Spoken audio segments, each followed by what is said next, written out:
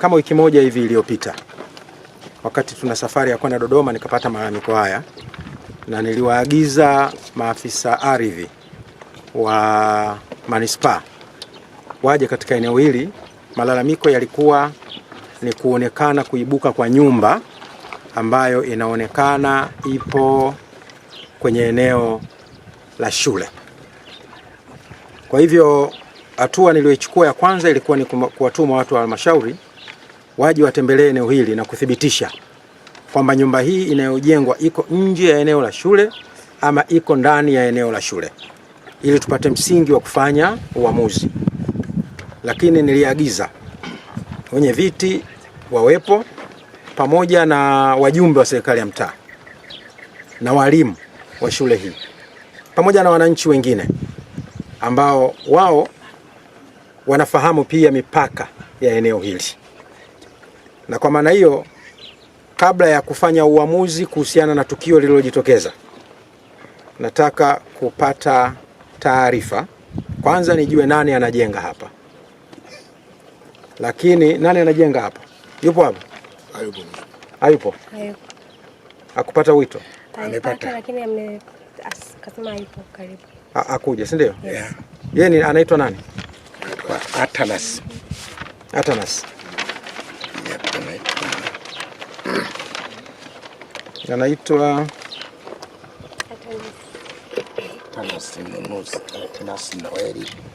anaitwa Atanas Noeli Mwanisawa. Yes.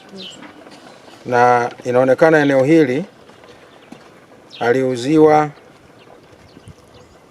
tarehe 24. No, hili ni urefu. Aliuziwa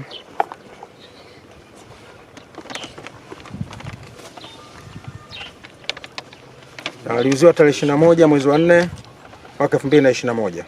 Kwa hiyo original anayo hii, anayo yeye. Tarehe 21 mwezi wa 4 mwaka 2021. Si ndio? Hii shule imeanza mwaka gani kujengwa hapa? Shule ya sekondari 2006. Okay. Na aliuziwa na nani? Na Azizi Ibrahim. Azizi Ibrahim ni nani? Ni wewe. Ambaye ndio mwenyekiti wa mtaa.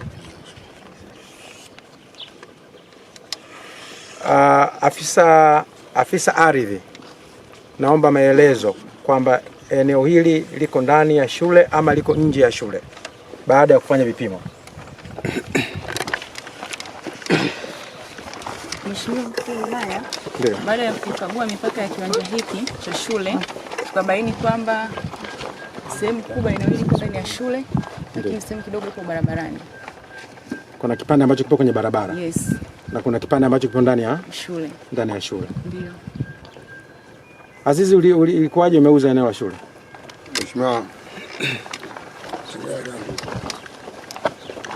Mheshimiwa, nakushukuru. Mimi wakati nafanya mauziano ya ile eneo, ni historia ambayo ilikuwepo hapo. Eneo hili lilikuwa chini ya umiliki wa mzee mmoja anaitwa Mzee Musa Jumanne Kaigele, ambao mipaka ya ile eneo tulikuwa tunatumia sisi kuanzia kwenye beacon kuziweka sisi, ambayo ilikuwa inaenda mpaka eneo ambayo tumeacha sasa hivi kama sehemu ya soko. Kwa hiyo kupitia hiyo ile eneo lilikuwa liko wazi, na kwa ukiangalia kwa alama hiyo hapo kupitia beacon ile pale na ile beacon ile eneo liko wazi. Lakini baadaye walipokuja maafisa ardhi wakasema kuna kevu ambayo imepita. Mimi binafsi ile kevu toka ile 2006 tunaandaa shule hii kwa ajili ya eneo hili, kutokana na wananchi haikuwepo. Kwa hiyo kimsingi, wajumbe wa serikali ya mtaa, naomba maelezo.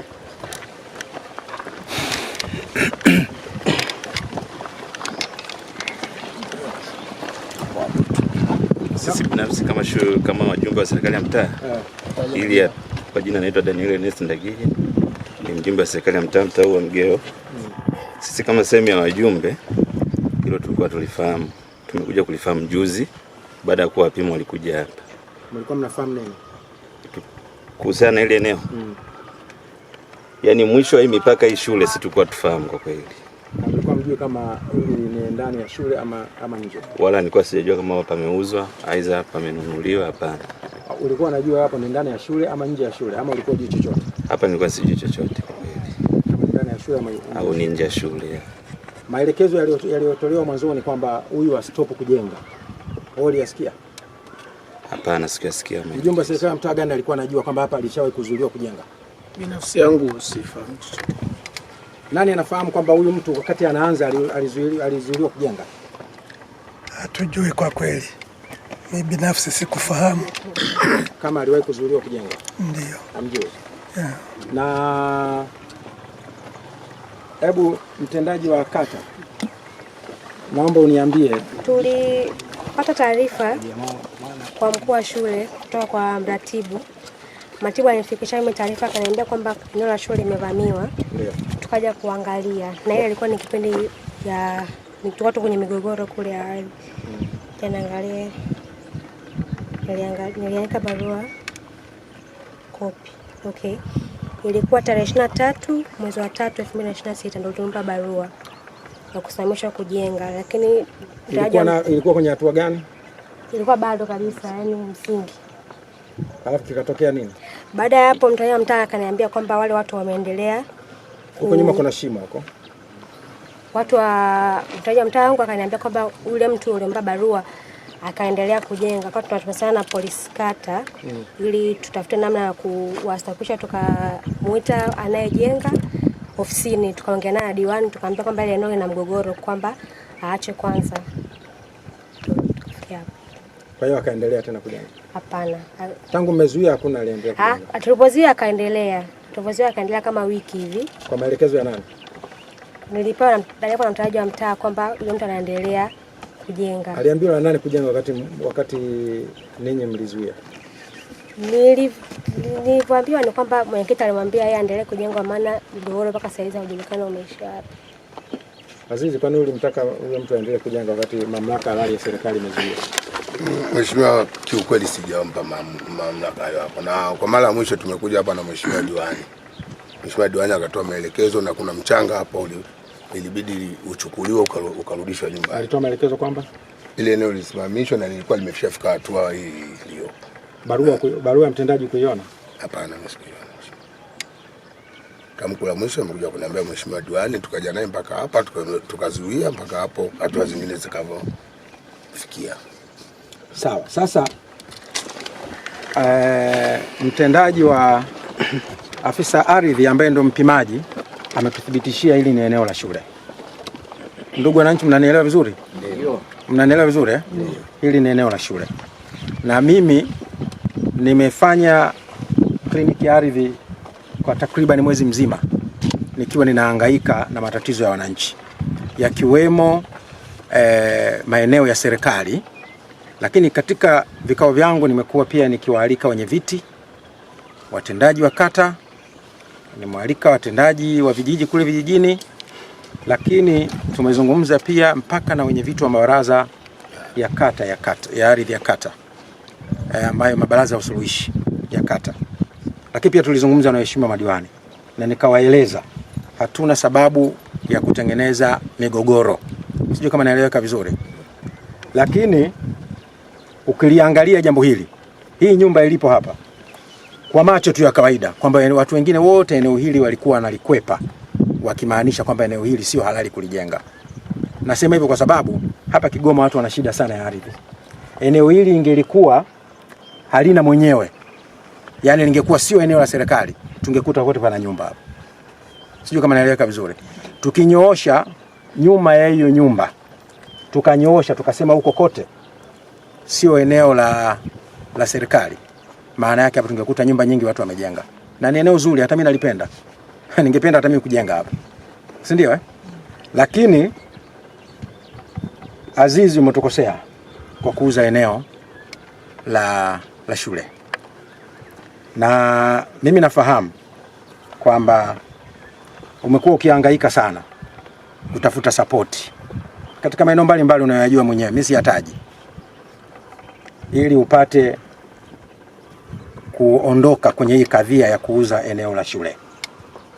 Lakini mimi nataka nikuambie kwamba maamuzi ya serikali, hatutakubali maeneo ya serikali yamegwe na yauzwe.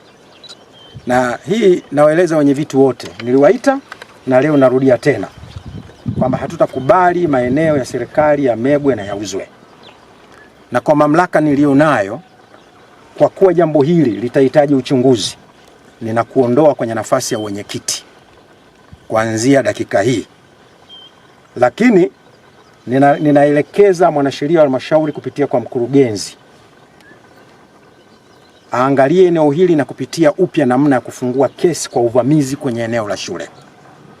Lakini ninaelekeza zaidi kwamba aliyejenga nyumba hii akamatwe na aletwe ofisini kwangu anipe maelezo imekuwaje amenunua eneo la shule, kisha yafuate mashtaka pia dhidi yake kwa kujenga kwenye eneo la shule. Na katika kipindi hiki ninaelekeza pia TAKUKURU wafanye uchunguzi wa kuona imekuwaje mpaka eneo la shule linauzwa. Sijui kama naeleweka vizuri. Ndio. Na kwa maana hiyo, kuanzia sasa hivi pia anaelekeza OCD ataondoka na Azizi mara moja kwa ajili ya kuangalia sasa taratibu za kipolisi zitakazofuatwa. Kwa wanaompenda watakwenda kumwekea dhamana ili hatimaye tumfikishe mahakamani. Nimeeleweka vizuri? Na kwa sababu hiyo, kwa kuwa serikali ya mtaa lazima iendelee, kuna mtu hapa amejitambulisha kama Daniel. Daniel yuko wapi? Maelekezo, Daniel utashika nafasi kwa muda, kukaimu nafasi ya serikali ya mtaa mpaka pale utakapopata maelekezo mengine kwa mujibu wa taratibu. Unanielewa vizuri eh? Mtendaji wa kata yuko wapi? Lisimamia hilo. Mtendaji wa mtaa lisimamia hilo. Kwa sasa utawajibika kwa mwenyekiti wako wa mtaa anayekaimu. Unanielewa vizuri eh? Ili shughuli za serikali ziende kama kawaida. Lakini nitoe wito, isitokee mwenyekiti yoyote katika wenye viti wetu 68 akashiriki kwenye uzwaji wa ardhi na yeye akawa ndio muuzaji. Hana mamlaka hayo. Nimeeleweka vizuri eh? Na kwa maana hiyo basi jambo hili lipite kwa wenye viti wote na hili liwe fundisho kwa wenye viti wote. Tutaendelea kuchukua hatua kali dhidi ya mwenyekiti yoyote, na hata kama asiye mwenyekiti, mtu yoyote atakayeshiriki kutuongezea na kutuletea migogoro ya ardhi. Mpaka sasa zaidi ya migogoro 300 ya ardhi tumeaddress kwenye kliniki ya ardhi mpaka sasa, na bado tunaendelea. Hata kesho nina vikao vinaendelea vya kushughulika na migogoro ya ardhi, lakini asilimia kubwa ya migogoro hii inasababishwa na watu ambao nimeshazungumza nao kuanzia ngazi ya wenye viti. Kwa hiyo hili ninalieleza na ndivyo tutakavyoendelea. Ni heri tuwakose wenye viti wote kama hawataki kubadilika kuliko kuendelea kuwa na wenye viti ambao kazi yao ni kuuza maeneo ya watu na kuuza maeneo ya serikali. Tutakuwa na kaimu katika kila mtaa ikiwezekana, ili tuishi kwa kufuata utaratibu, sheria na kanuni zetu. Umeelewa vizuri jamani?